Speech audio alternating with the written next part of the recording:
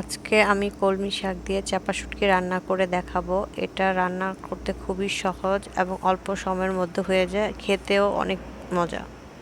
এখানে আমি 8 থেকে 10 পিস চাপা শুটকি নিয়েছি, ভালো করে পরিষ্কার করে হালকা কুসুম গরম পানি। চাপা শুটকিগুলো ধুয়ে নেওয়ার পরে আমি এগুলোকে ব্লেন্ড করে নিয়েছি। এটা পাটায় পিষে নেওয়া যাবে। আমি এখানে 2 পাউন্ড কলমি শাক নিয়েছি। কলমি শাকগুলোকে ভালো করে ক্লিন করে ছোট ছোট পিচ করে কেটে ওয়াশ করে নিয়েছি। কড়াইতে 6 টেবিল চামচ তেল দিয়ে দিব। তেলটা গরম হয়ে আসলে তাতে হাফ কাপ পেঁয়াজ কুচি দিয়ে দিব।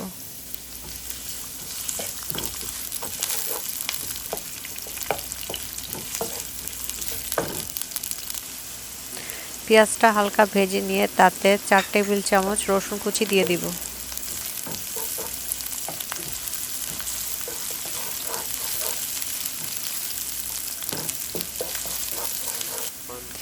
পেঁয়াজ এবং রসুন হালকা বাদামি কালার হয়ে আসলে তাতে হাফ টিস্পুন আদা রসুন পেস্ট দিয়ে দিব। সামান্য একটু পানি দিয়ে আদা রসুনটা ভালো করে কষিয়ে নিব, কাঁচা গন্ধ না যাওয়া পর্যন্ত। স্বাদ মতো লবণ দিয়ে দিব।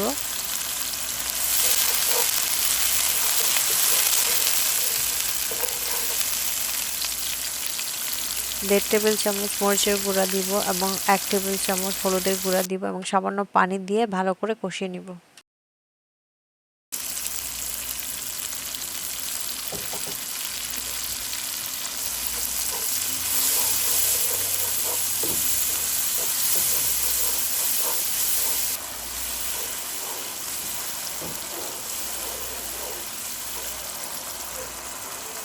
মশলাটা ভালো করে কষানো হয়ে গেলে তাতে যে চাপা শুটকি ব্লেন্ড করে রেখেছিলাম সেটা অ্যাড করে দিব।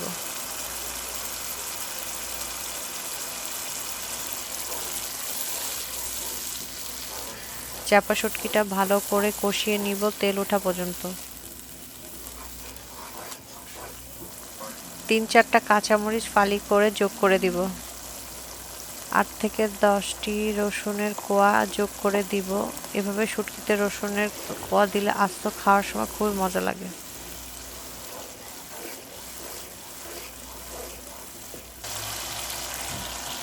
ধুয়ে ঝরানো পালং শাকটা যোগ করে দিব এবং ভালো করে নেড়ে কষিয়ে নিব।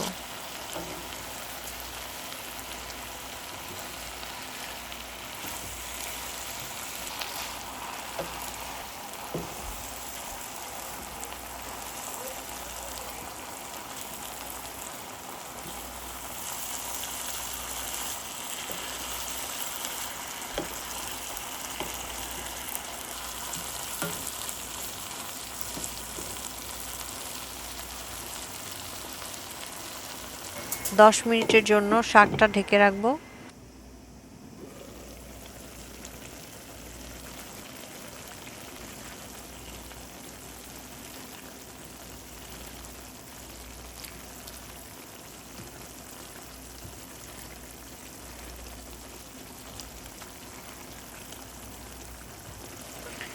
শাকের মধ্যে এমনিতে অনেক পানি উঠে গেছে, তাই আমি আর এক্সট্রা করে বেশি পানি অ্যাড করব না, সামান্য একটু পানি অ্যাড করব। যদি ঝোল পছন্দ করেন তাহলে পানি অ্যাড করা যেতে পারে।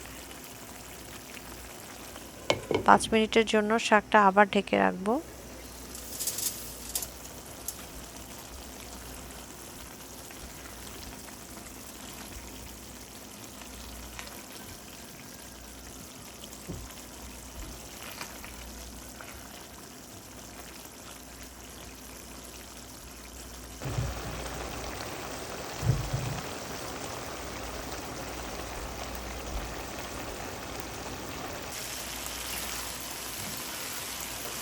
আমার শুটকি রান্না হয়ে গেছে, এখন চুলাটা বন্ধ করে দিব।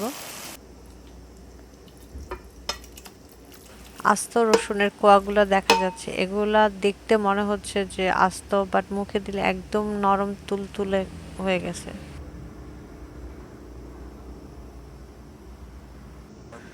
খাওয়ার জন্য রেডি আমার মজাদার চাপা শুটকি দিয়ে পালং শাক।